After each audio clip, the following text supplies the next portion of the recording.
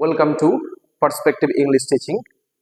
আজকে তোমাদের জন্য নিয়ে এসেছি মাধ্যমিক 2026 এর ইংলিশ সাজেশন।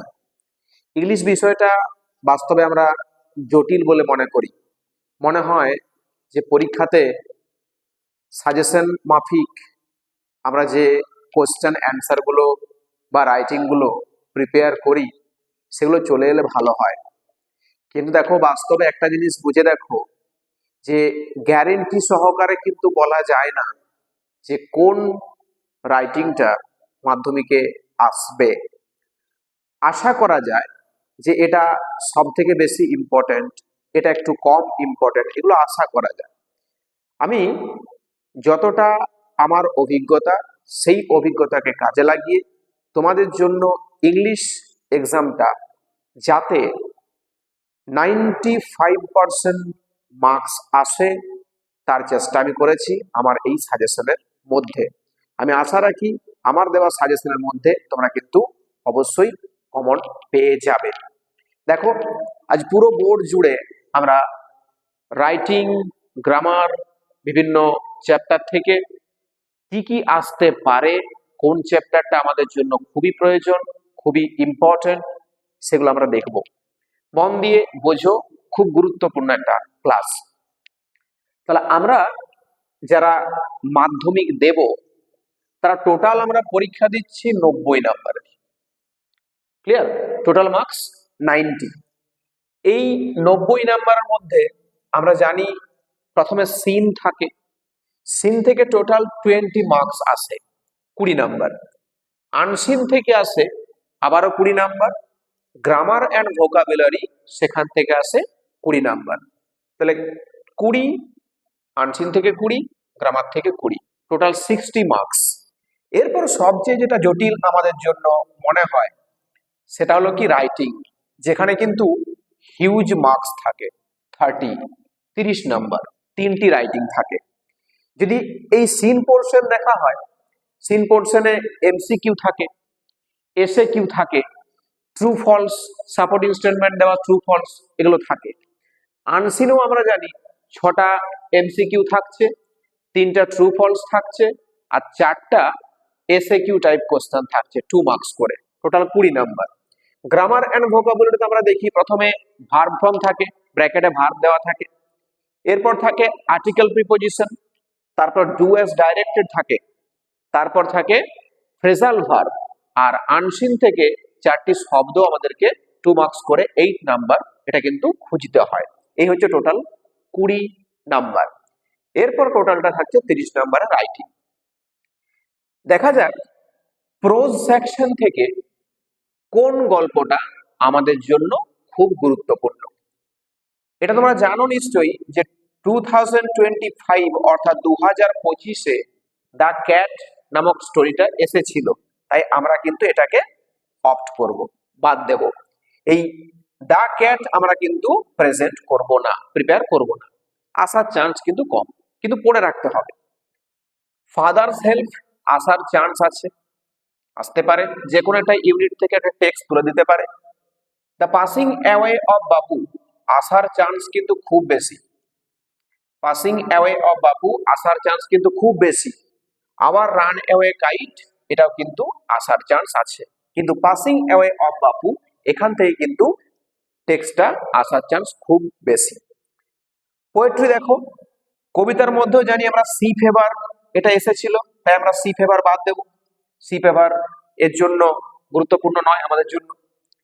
ফ্যাবল আসতে পারে, মাই ওন ট্রু ফ্যামিলি আসার চান্স কিন্তু খুব বেশি, আর দ্য স্নেল এটাও কিন্তু আসার চান্স আছে। আমি স্টার মার্ক গুলো দিচ্ছি, ফলো করবে, বেশি করে কিন্তু প্রিপেয়ার করবে স্টার মার্কের উপর ডিপেন্ড করে। নেক্সট চলে আসি আনসিনে। দেখো আনসিন কি আসতে পারে, এটা কিন্তু বলা অবশ্যই কঠিন, বলা যায় না। আমি টপিক গুলোকে প্রেজেন্ট করছি। দেখো, পপুলার পার্সোনালিটি, বিশেষ কোনো ব্যক্তিত্ব, এর উপরে আনসিন দিতে পারে। ন্যাচারাল ক্যালামিটি, প্রাকৃতিক দুর্যোগ, এর উপর কোনোটা টেক্সট তুলে দেওয়া থাকতে পারে রিপোর্ট টাইপের। শর্ট স্টোরি, ছোট গল্প, এটাও কিন্তু আনসিনের জন্য আসতে পারে। সায়েন্স অ্যান্ড এনভায়রনমেন্ট, এই বিজ্ঞান এবং পরিবেশ এই নিয়েও কোনো একটা টেক্সট কিন্তু থাকতে পারে। স্পোর্টস অ্যান্ড কালচার, খেলাধুলো এবং সংস্কৃতি এই সমস্ত নিয়েও কিন্তু একটা চ্যাপ্টার থাকতে পারে। কোনটা আসতে পারে এটা কিন্তু বলা সম্ভব নয়। তোমরা রিসেন্ট যে টপিকগুলো বা রিসেন্ট যে ইনসিডেন্ট গুলো ঘটেছে সেই ইনসিডেন্ট গুলো অনুযায়ী তোমরা টেস্ট পেপার থেকে কিন্তু আনসিন গুলো প্রিপেয়ার করে রাখবে, একটু দেখে রাখবে। আনসিন সমাধান করার সবচেয়ে সহজ পদ্ধতি হলো আগে আনসিনটা ভালো করে পড়ো। আনসিনের মধ্যে থাকা নতুন শব্দ তোমার কাছে যেগুলো আসবে সেই নতুন শব্দগুলোকে একটু মার্কিং করার চেষ্টা করো। তারপর দেখবে সেই অজানা শব্দগুলোই তোমার যে 8 নাম্বার আমাদেরকে খুঁজতে হয় তার মধ্যে কিন্তু আমরা সহজেই পেয়ে যেতে পারি। আনসিন একবার বুঝতে না পারলে দুবার পড়ো, দুবার বুঝতে না পারলে 3 বার পড়ো। আগে আনসিনটা পড়ো, তারপর কোশ্চেনে যাও। এর চেয়ে সহজ পদ্ধতি কিন্তু আনসিনের সমাধানের জন্য নেই। নেক্সট, রাইটিং, প্যারাগ্রাফ, রিপোর্ট আর এডিটোরিয়াল লেটার, এগুলো আমরা বাদ দেব। এই তিনটাই কিন্তু আমাদের 2026 মাধ্যমিকের জন্য আমরা কিন্তু করব না, প্রিপেয়ার করার দরকার নেই, এগুলো রিপিট হয় না, হচ্ছে না। তাহলে প্যারাগ্রাফ আসছে না, রিপোর্ট আসছে না, এডিটোরিয়াল লেটার আসছে না বলে একেবারে বাদ দিয়ে ফেলো না, দেখে রাখবে। কোশ্চেন রিপিট হতেও পারে, এতদিন হয়নি এবারে কি হবে না, হতেও পারে। তাই তোমরা কিন্তু একেবারে বাদ দিও না, জাস্ট দেখে রাখবে, কিন্তু বেশি পরিমাণ প্রিপেয়ার করার দরকার নেই। এটাতে যেগুলো আসতে পারে মাস্ট ইম্পর্টেন্ট, দেখো এই যে পার্সোনাল লেটার আসতে পারে, স্টোরি আসতে পারে, বায়োগ্রাফি আসতে পারে, প্রসেস আসতে পারে, আর নোটিশ আসতে পারে। এগুলো কিন্তু আমাদের জন্য খুবই গুরুত্বপূর্ণ এই টপিকগুলো, personal letter, story, biography, process আর নোটিশ। এরপর ডান দিকে দেখো মোস্ট ইম্পর্টেন্ট রাইটিংস, আমি তোমাদের জন্য 6টা প্রেজেন্ট করেছি। এই 6টা ইম্পর্টেন্ট রাইটিং এর মধ্যে আশা রাখছি 3টা তোমরা পেয়ে যাবে। দেখো প্রথম কি লিখেছি, letter to a friend advising him to visit public library. যেহেতু আমাদের পার্সোনাল লেটার আছে, তাহলে লেটার টু এ ফ্রেন্ড, একটা বন্ধুকে চিঠি লেখো, advising him to visit public library, public লাইব্রেরিতে ঘুরতে যাওয়া নিয়ে উপদেশ দিয়ে। তাহলে এটা তোমরা প্রিপেয়ার করলে। যদি রাইটিংটা দরকার হয় আমাকে অবশ্যই ইনফর্ম করো, মেসেজ করতে পারো, ডেসক্রিপশনে নাম্বারটা আছে, হোয়াটসঅ্যাপ করতে পারো, আমি অবশ্যই পিডিএফ ফাইল তোমাদেরকে প্রোভাইড করব।